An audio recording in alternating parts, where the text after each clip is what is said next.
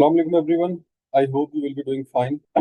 आज हमारा everyday science का 9th लेक्चर है। ये एवरीडे साइंस जो है वो आपको कहाँ कहाँ पे हेल्पफुल होगी, तमाम वन पेपर एमसीक्यूज के लिए। ठीक है, तमाम ऐसी जॉब्स जहां पर जीके रिक्वायर्ड है, जहां पे वन पेपर जो है उसमें जनरल नॉलेज उन्होंने मांगा हुआ है, तो उसके अंदर साइंस का जो है वो एक सिग्निफिकेंट पोर्शन होता है। तो इससे पहले अब हम अब क्या पढ़ चुके हैं डिस्कस कर लेते हैं जी थोड़ा सा। सबसे पहले हमने एनवायरमेंटल साइंस से स्टार्ट किया था, उसके बाद हमने फिजिकल साइंस को कंप्लीट किया, और अब हम बायोलॉजिकल साइंस जो है इसको स्टार्ट कर रहे हैं। और ये जो है वो हमारा लास्ट सेक्शन होगा एवरीडे साइंस का। इसके बाद जो है वो हम किसी और सब्जेक्ट पे मूव करें। तो जो लोग हमारे सेशन को ज्वाइन करना चाह रहे हैं, वन पेपर एमसीक्यू को, पंजाब रेवेन्यू अथॉरिटी का सेशन चल रहा है, एमओडी का सेशन चल रहा है, या कोई और जो है वो जीके का सेशन है, तो इस नंबर पे एडमिन से आप राब्ता कर। पहला टॉपिक हमारे पास क्या है? Branches of biology. आपने हमेशा बायोलॉजी के अंदर पहला चैप्टर पढ़ा होगा, उसमें ब्रांचेस ही है, और पहले चैप्टर में जो पहला टॉपिक है वो भी यही होता है। सबसे पहले जी anatomy, the structure of living things and their part. Astrobiology है द लिविंग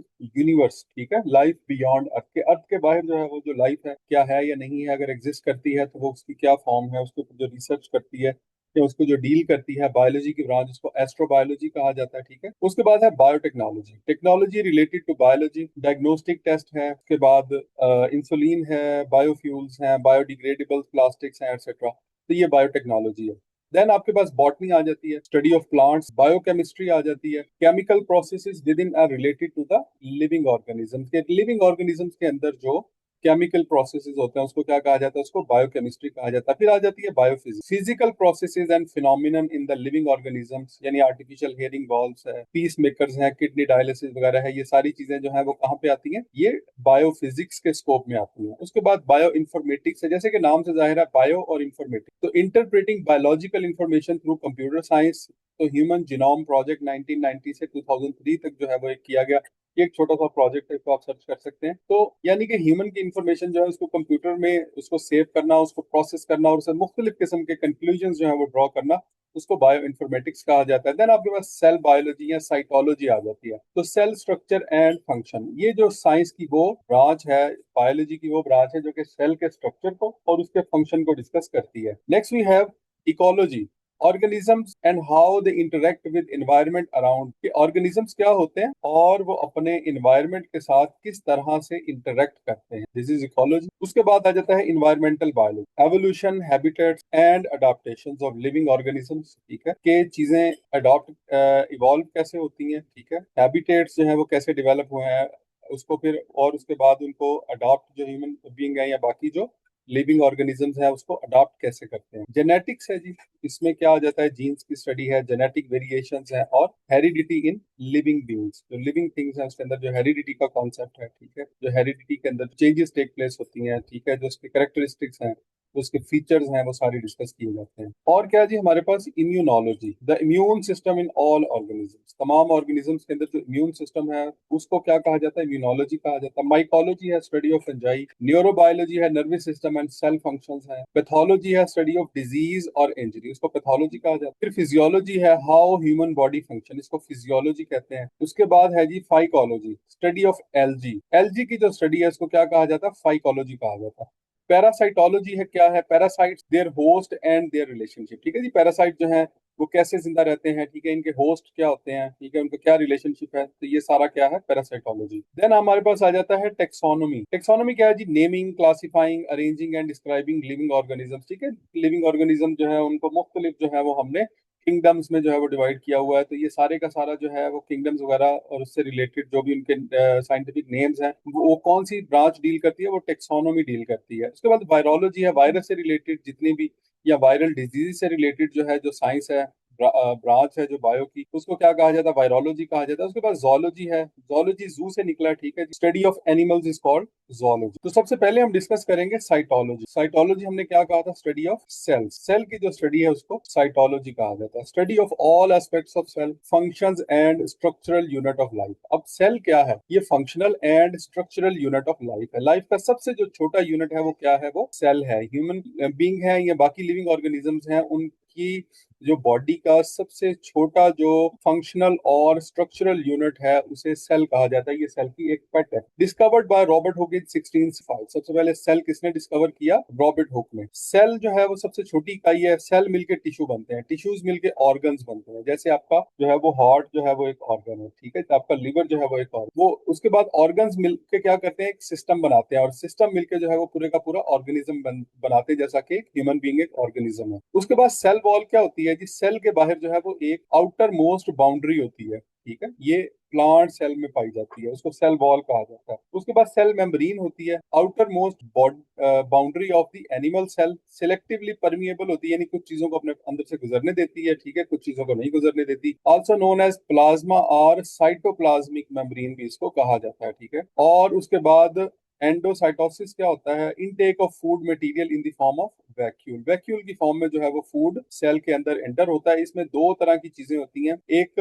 फैगोसाइटोसिस होता है, दूसरा पिनोसाइटोसिस होता है। फैगोसाइटोसिस का मतलब क्या है? कि सेल की जो ईटिंग होती है, इनटेक ऑफ सॉलिड मटेरियल। और पिनोसाइटोसिस क्या होता है? सेल की ड्रिंकिंग होती है ये। और ये इनटेक ऑफ लिक्विड मटेरियल जो है वो सेल में पिनोसाइटोसिस के जरिए जाते हैं। उसके बाद एक्सोसाइटोसिस होता है, जैसा कि नाम से जाहिर होता है, describes the process of releasing their content. अगर कोई चीज एग्जिट होनी है, सेल से कोई चीज एग्जिट होनी है, कोई कंटेंट उसका एग्जिट होना है to the outside of the cell, तो वो उस प्रोसेस को क्या कहा जाता है? उसको एक्सोसाइटोसिस कहा जाता है। अब हमारे पास आ जाते हैं जी एनिमल सेल्स और प्लांट्स। एनिमल सेल और प्लांट सेल जो है वो क्या है, कैसे काम करते हैं, ठीक है, इनके फंक्शंस क्या है, इनके अंदर क्या क्या चीजें जो है वो मौजूद है। देखिए, सबसे पहले आप ये देख लें कि इसमें क्या कुछ होता है, फिर आप आगे जो है वो इनकी डिटेल हम लोग पढ़ेंगे। अगर एनिमल सेल की बात करें तो यहाँ पे आपको राइबोसोम्स मिलेंगे, इसके बाद आपको सेल मेम्ब्रेन मिलेगी। यहाँ पे आपको देखें सेल वॉल नजर नहीं आ रही कहीं, क्योंकि वो इसके अंदर मौजूद नहीं होती, वो यहाँ पर इसके अंदर मौजूद होती है। प्लांट सेल में मौजूद होती है सेल वॉल, एनिमल सेल में नहीं होती। न्यूक्लियस आपको ये सेंटर में नजर आ रहा है, ये ब्लैक सा, ठीक है। साइटोप्लाज्म नजर आ रहा है, ये फ्लूइड है, इसके अंदर माइटोकॉन्ड्रिया आपको नजर आ रहे हैं, ये वाले। तो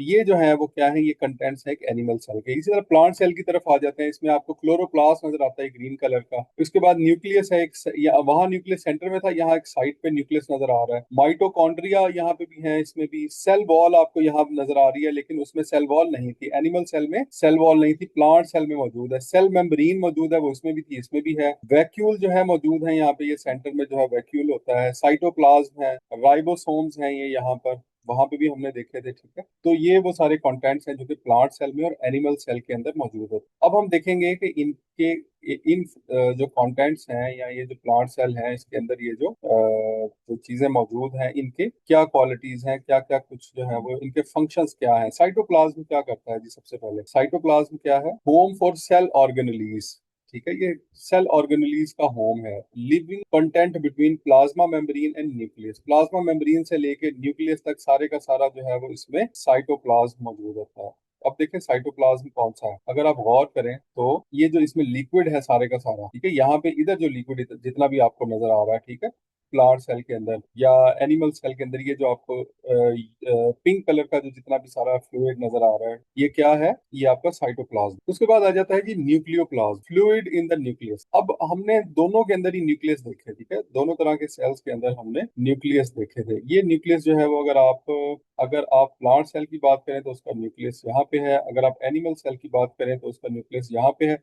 और इसके अंदर जो फ्लूइड पाया जा रहा है, इसके अंदर फ्लूइड से मुराद ये है कि जो लिक्विड पाया जा रहा है, उस लिक्विड को क्या कहा जाता है? ठीक है, इसको न्यूक्लियोप्लाज्म कहा जाता है। उसके बाद प्रोटोप्लाज्म होता है। साइटोप्लाज्म प्लस न्यूक्लियोप्लाज्म, इन दोनों को मिला के कलेक्टिवली क्या कहा जाता है? प्रोटोप्लाज्म कहा जाता है। यानी न्यूक्लियोप्लाज्म और साइटोप्लाज्म को मिला लें तो इनको कलेक्टिवली क्या कहा जाता है? प्रोटोप्लाज्म कहा जाता है। अब न्यूक्लियस क्या होता है, इसके अंदर क्या क्या चीजें होती हैं? ये ब्रेन ऑफ द सेल होता है। रॉबर्ट ब्राउन ने 1831 में जो है वो इसको दरियाफ्त किया कि सेल के अंदर भी जो है वो एक ब्रेन होता है, उसको न्यूक्लियस कहते हैं। Nuclear membrane, porous double layered जो है वो मेम्ब्रेन होती है, यानी इसके बाहर जो मेम्ब्रेन है, ठीक है, न्यूक्लियर के बाहर जो वो उसकी बॉडी है, उसकी बात हो रही है। न्यूक्लियोलाई फाउंड इन न्यूक्लियस, इसके अंदर न्यूक्लियोलाई भी जो है वो पाया जाता है। Nucleus is a factory of ribosomes and ribosome are factories of protein. Nucleus जो है ना, उसके अंदर राइबोसोम्स बनते हैं, और राइबोसोम्स जो है वो प्रोटीन बनाने में हेल्प सकते हैं। और इसके अलावा क्या है, ये स्टोरेज ऑफ डीएनए, यानी डीएनए का घर जो है वो भी न्यूक्लियस ही है। यहाँ न्यूक्लियस ही में ही आपको जो है वो डीएनए मिलेगा। क्रोमोसोम्स क्या होते हैं? इंस्ट्रक्शन बुक है जी ये सेल की। सेल की क्या है? इंस्ट्रक्शन बुक है। और ये क्या है? ये सेल को इंस्ट्रक्शंस प्रोवाइड करते हैं। Inside nucleus contains genes a hereditary unit. ठीक है, ये एक तो इनसाइड न्यूक्लियस होता है और दूसरा इसमें जीन्स होते हैं, एक हेरिडिटरी का एक यूनिट है जीन्स। उसके बाद है जी chromosomes are thread like structure inside the nucleus of a cell. ये एक क्रोमोसोम जो है ये जैसे ये धागे की तरह का ये आपको नजर आ रहा है एक स्ट्रक्चर, ये इस तरह का होता है। चिंपैंजी में 48 है, मैन में 46 है, फ्रॉग में 26 है, अनियन में 16 है, फ्रूट फ्लाई में 8 है, डॉग में 78 है, इंडियन फर्न जो है पौधा इसमें सबसे ज्यादा है, 1260 हाईएस्ट है ये। ठीक है, एस्कैरियस जो है वो दो एक जानवर है, इसमें सबसे ज्यादा लोएस्ट। उसके बाद स्टोर जेनेटिक इन्फॉर्मेशन, ये जेनेटिक इन्फॉर्मेशन जो है वो इसमें क्रोमोसोम्स में जो है वो स्टोर होती है। और क्या होता है? Pass traits from parents to the children, ये पेरेंट्स से चिल्ड्रन में जो ट्रेड्स पास हो रहे होते हैं वो भी क्रोमोसोम्स के जरिए पास हो रहे होते हैं। हम कहते हैं कि ये बच्चा जो है ना वो बिल्कुल अपने पेरेंट्स पे गया है, तो उसकी क्या वजह होती है कि वो ये क्रोमोसोम्स जो है वो ये इस इंफॉर्मेशन को पास ऑन करते हैं। उसके बाद है जी कंट्रोल सेल एक्टिविटीज, और सेल की जितनी भी एक्टिविटीज है उसको ये कंट्रोल करते हैं, बिकॉज हमने आपको स्टार्ट में बताया था कि this is the instruction book of cell. ठीक है, chromosome is the instruction book of cell. और क्रोमोसोम्स का क्या काम है? इनसाइड न्यूक्लियस है, जीन्स होते हैं इनके अंदर, चिंपैंजी वगैरह के अंदर, ये सारा हम पढ़ चुके हैं। मेटाबॉलिज्म के ऊपर आ जाए। ठीक है, series of chemical reactions in cell, cell के अंदर कुछ केमिकल रिएक्शंस होते हैं उनको मेटाबॉलिज्म कहा जाता है। ठीक है, जैसे कहते हैं कि मेटाबॉलिक सिस्टम इनका स्लो है, इसका मतलब है कि रिएक्शंस किसी के अंदर स्लो हो रहे हैं। एक कैटाबॉलिज्म होता है और एक एनाबॉलिज्म होता है। कैटाबॉलिज्म क्या है? Break down of larger molecules into smaller ones, के लार्ज मॉलिक्यूल सबसे पहले छोटे मॉलिक्यूल्स में। और एनाबॉलिज्म क्या है? Synthesising larger molecules from simpler one, के सिंपल मॉलिक्यूल जो है वो मिलके लार्ज मॉलिक्यूल्स बनाते हैं, using energy to build new molecules that your body needs. ठीक है, एनर्जी वगैरह जो है मिलके वो एनाबॉलिज्म के थ्रू जो है वो क्या करती है? नए मॉलिक्यूल्स बनाती है जो आपकी बॉडी को ग्रो करने में हेल्प करते हैं। तो ये थे जी हमारे पास क्रोमोसोम्स, मेटाबॉलिज्म, जिसमें हमने कैटाबॉलिज्म और एनाबॉलिज्म को डिस्कस किया। Next we have plastids. Plastids क्या होते हैं? ये पिगमेंट है, पिगमेंट मींस कलर है, ये containing only present in plant cell, plant cell के अंदर होता है। इसकी टाइप्स क्या है? अब प्लास्टिड्स की टाइप्स क्या है? क्लोरोप्लास्ट है, क्रोमोप्लास्ट है और ल्यूकोप्लास्ट। ये क्या है जी? क्लोरोप्लास्ट क्या है? सेल्फ रेप्लिकेटिंग होता है, यानी खुद ही जो है वो मल्टीप्लाई होता चला जाता है, 1 से 2, 2 से 4, 4 से 8 वगैरह। ग्रीन पिगमेंट क्लोरोफिल, और help in plant make food using sunlight. तो सनलाइट में फोटोसिंथेसिस के थ्रू क्या करता है? ये फूड पौधे को अपना फूड बनाने में हेल्प करता है। फिर आ जाते हैं जी chromoplast, give colours to the plant. ये क्या करते हैं? प्लांट को कलर्स देते हैं, अदर देन ग्रीन, और ग्रीन के अलावा जितने भी कलर होते हैं किसी भी ट्री के अंदर। ठीक है, आपके वो पत्तियों के, फूलों के कलर होते हैं, हर चीज के कलर होते हैं, वो किसकी वजह से होते हैं? वो क्रोमोप्लास्ट की वजह से होते हैं। ग्रीन कलर क्लोरोप्लास्ट की वजह से है, और ग्रीन के अलावा जितने भी कलर हैं वो क्रोमोप्लास्ट की वजह से हैं। ज़हन में रखिएगा। एग्जाम्पल जैसे कैरेट का जो है वो आपने देखा है रेड कलर होता है, टोमेटो का रेड कलर है, मैंगो का येलो कलर है, तो ये सारे किसकी वजह से होते हैं?